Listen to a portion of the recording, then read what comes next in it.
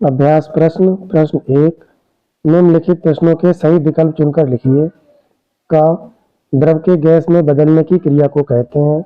अ, गलनांक, बा, हिमांक, सा, बाष्पीकरण, दा, संघनन। तो इसका विकल्प सा, बाष्पीकरण सही होगा।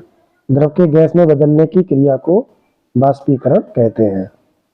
खा, द्रवों में ऊष्मा संचरण होता है। आ, चालन द्वारा, बा, संवहन द्वारा, सा, विकिरण द्वारा, दा, इनमें से कोई नहीं। तो द्रवों में ऊष्मा का संचरण संवहन द्वारा होता है, इसलिए इसका बा विकल्प सही होगा। गा, जल का क्वथनांक होता है।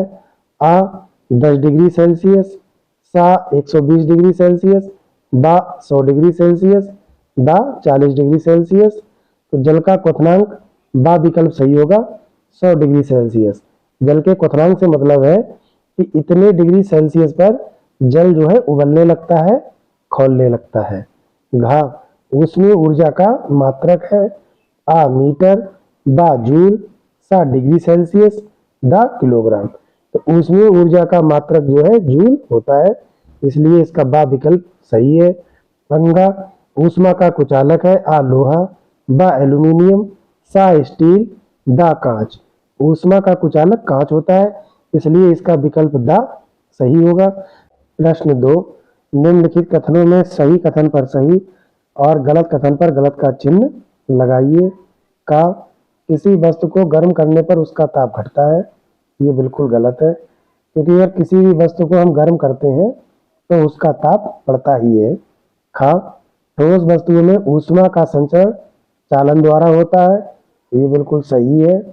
गा, वस्तु द्वारा ली गई ऊष्मा वस्तु के द्रव्यमान पर निर्भर करती है। ये बिल्कुल सही है। अगर 1 कप चाय बनानी है तो कम ऊष्मा की आवश्यकता पड़ेगी या कम देर ऊष्मा देनी पड़ेगी, और अगर 10 कप चाय बनानी है तो ज़्यादा ऊष्मा देनी पड़ेगी या ज़्यादा देर तक ऊष्मा देनी पड़ेगी। घा, अवस्था परिवर्तन के समय वस्तु का ताप स्थिर रहता है। ये भी बिल्कुल सही है। अंगा, पारा ऊष्मा का कुचालक है। ये गलत है, क्योंकि पहले थर्मामीटर द्वारा ही जो है बुखार को मापा जाता था, इसलिए पारा क्या है, ऊष्मा का कुचालक नहीं है। ये कथन गलत है। प्रश्न 3, रिक्त स्थानों की पूर्ति कीजिए। का, ताप का एसआई मात्रक खाली जगह है। तो ताप का एसआई मात्रक जो है वो केल्विन होता है, तो यहाँ पे आ जाएगा केल्विन। खा, गलते हुए बर्फ का ताप खाली जगह होता है। तो गलते हुए बर्फ का ताप 0 डिग्री सेल्सियस होता है, तो यहाँ पे 0 डिग्री सेल्सियस आ जाएगा। गा, किसी ठोस के द्रव में बदलने की क्रिया खाली जगह कहलाती है, तो यहाँ पे आएगा गलनांक। किसी ठोस के द्रव में बदलने की क्रिया गलनांक कहलाती है। घा, विकिरण विधि द्वारा ऊष्मा स्थानांतरण में खाली जगह की आवश्यकता नहीं होती, तो यहाँ खाली जगह आ जाएगा माध्यम। विकिरण विधि द्वारा ऊष्मा स्थानांतरण में माध्यम की आवश्यकता नहीं होती है, क्योंकि सूर्य का प्रकाश निर्वात से होते हुए भी पृथ्वी तक जाता है। अंग, बर्तन का हत्था बनाने में खाली जगह धातु का प्रयोग किया जाता है। तो बर्तन का हत्था बनाने में कुचालक धातु का प्रयोग किया जाता है, ताकि बर्तन गर्म होने पर हमें गर्म ना लगे। प्रश्न 4, कालम का और कालम खा का मिलान कीजिए। कालम का और कालम खा दे रखे हैं। कालम का में का है किसी वस्तु का ताप। खा, ठोस में ऊष्मा स्थानांतरण। गा, स्टील ऊष्मा का। घा, ठोस को गर्म करने पर। कालम खा, आ, चालन द्वारा होता है। बा, उसके आयतन में प्रसार होता है। सा, तापमापी द्वारा मापते हैं। दा, सुचालक है। यहाँ पर हमने जो है आगे इसके आगे लिख रखा है किसी वस्तु का ताप। तो किसी वस्तु का ताप जो है वो तापमापी द्वारा मापते हैं, इसके आगे हमने का लिख दिया है। अगला है ठोस में ऊष्मा का स्थानांतरण। तो ठोस में ऊष्मा का स्थानांतरण चालन द्वारा होता है। ठीक है, फिर आता है गा, स्टील ऊष्मा का। फिर स्टील ऊष्मा का सुचालक है। लास्ट है घा, ठोस को गर्म करने पर। तो इसका विकल्प ये सही हो जाएगा, उसके आयतन में प्रसार होता है। ठोस को गर्म करने पर उसके आयतन में प्रसार होता है।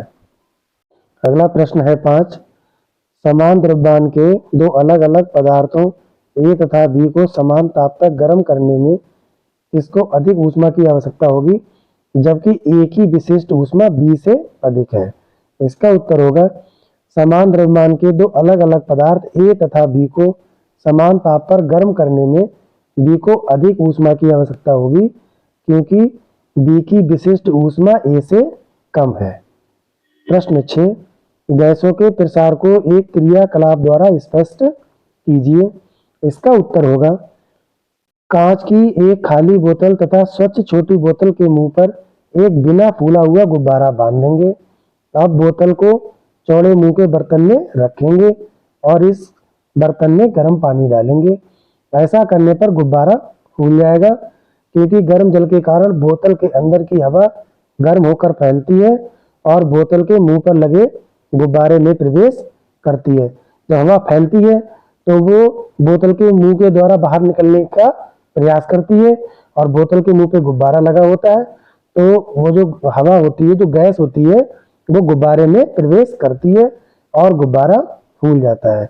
बोतल को गर्म जल से निकालकर ठंडा करने पर गुब्बारा पुनः पिचक जाता है। इससे यह निष्कर्ष निकलता है कि गैसों में प्रसार होता है। गर्म करने पर गैसें फैलती हैं और ठंडा करने पर सुखाती हैं। प्रश्न 7, रेल की पटरी जोड़ते समय उनके बीच थोड़ी जगह क्यों छोड़ते हैं?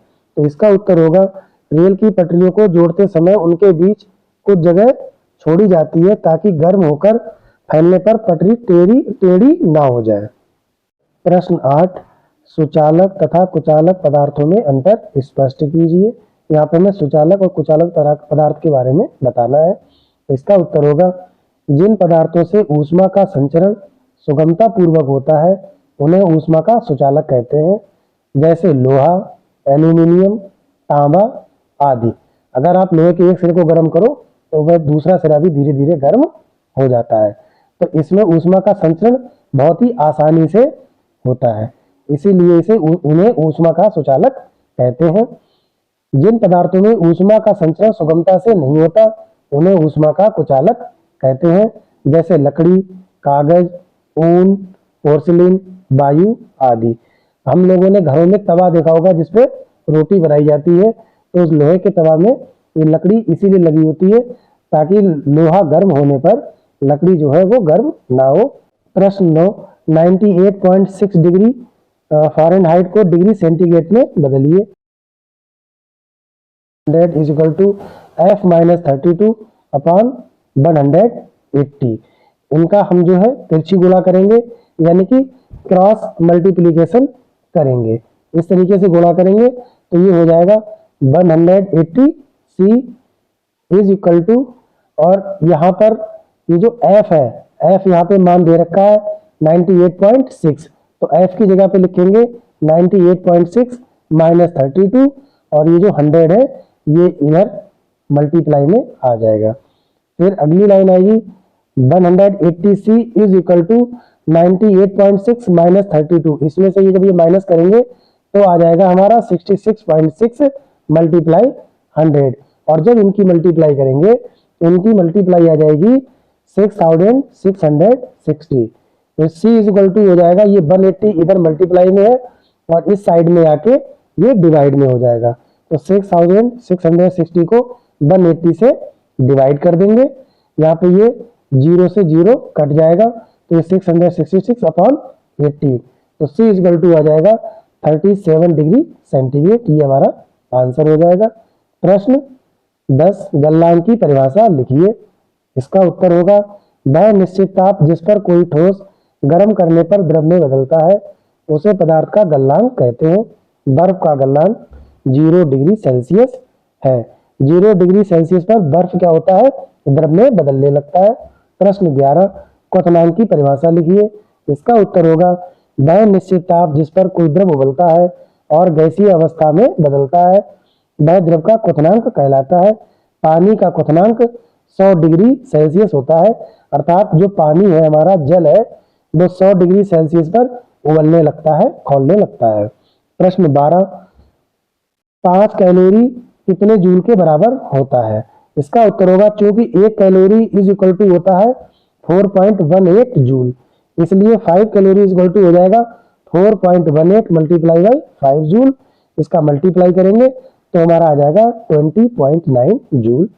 प्रश्न 13, समान पदार्थ के दो टुकड़ों का द्रव्यमान क्रमशः 2 किलोग्राम तथा 4 किलोग्राम है, समान ऊष्मा देने पर किसका ताप अधिक बढ़ेगा। यहाँ पर हमें समान पदार्थ के दो टुकड़े दे दिए, एक का वेट है 2 किलोग्राम, एक का है 4 किलोग्राम, और कहा गया है इन्हें समान ऊष्मा देने पर किसका ताप अधिक बढ़ेगा। तो इसका उत्तर होगा, क्योंकि किसी वस्तु के ताप में वृद्धि के लिए आवश्यक ऊष्मा की मात्रा उस वस्तु के द्रव्यमान पर निर्भर करती है, यानी कि वेट पर निर्भर करती है। यदि समान पदार्थ के दो टुकड़ों का द्रव्यमान 2 किलोग्राम तथा 4 किलोग्राम है, तो समान ऊष्मा देने पर 2 किलोग्राम द्रव्यमान वाले टुकड़े का ताप अधिक बढ़ेगा। इसे हम इस प्रकार से भी समझ सकते हैं, जो मैंने इस वीडियो में पहले ही बताया था, अगर 1 कप चाय बनानी है तो उसे कम ऊष्मा देनी पड़ेगी, और 10 कप चाय बनानी है तो उसे ज्यादा ऊष्मा देनी पड़ेगी या ज्यादा देर तक ऊष्मा देनी पड़ेगी। यहीं पर हमारा पाठ समाप्त होता है। ये वीडियो आपको उपयोगी लगी हो, अच्छी लगी हो तो कृपया मेरे चैनल को लाइक करें और सब्सक्राइब करें। नेक्स्ट वीडियो में मैं पार्ट 6 पौधों में पोषण प्रस्तुत करूंगा। Thank you.